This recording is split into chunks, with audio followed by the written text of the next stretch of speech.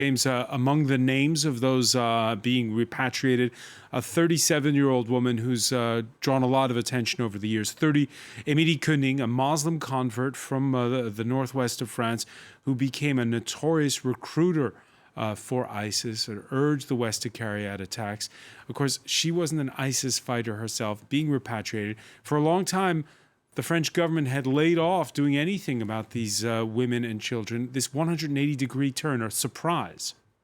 Well, it is a surprise in a sense, yes. But the thing is, once again, they've just repatriated, I'd say, 50, which is a lot. And it's the first time France actually, takes a plane and goes out there to pick these women up. But you've got to remember that, of course, other countries such as Belgium, Denmark, Germany have done it before. They have repatriated their citizens en masse from these camps. France hasn't done it yet. Why? Because, one, France had the largest number of nationals in these camps amongst European nations. Two, you've got to remember that most of the attacks, or the worst attacks on European soil, took place in France. So the public opinion in France was very, very hostile to the fact of bringing these women back.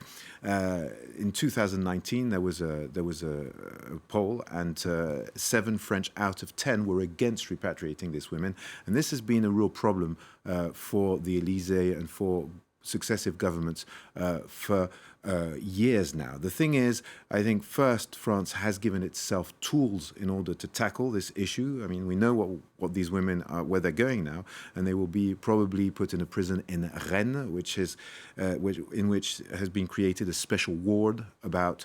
They call it, radicalization. Evaluation ward.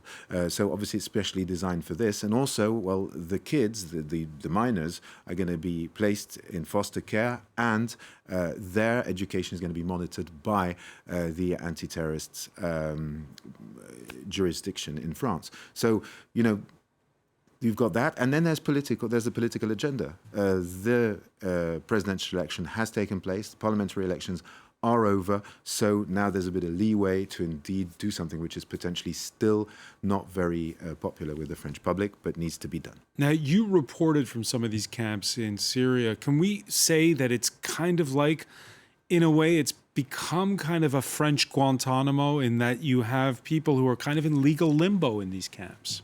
Now, people were clearly in legal limbo, and then they are, those who are still there. Also, I think maybe the difference with Guantanamo is the fact that basically these camps had come to a stage where they're administered themselves, in a sense, with the Kurds watching on, and this is the whole problem. It's been outsourced. It's been outsourced by the French, by European nations as a whole, and France in particular in this instance, which is simply France said, we don't want them back, leave them there, which once again was a time bomb, given that these camps are a very violent place. I remember when we visited Al-Hol with Romain Langlois and Maïssa Awad, the problem at the time was basically there was infighting between the women. The most radicalized ones were trying to pick on those who were trying to change their discourse, attacking them, burning their tents with the heating systems, so much so that in 2020 France decided to take all the French nationals from this camp, which is Al-Hol, to move them to Roj, which is slightly less violent, but still,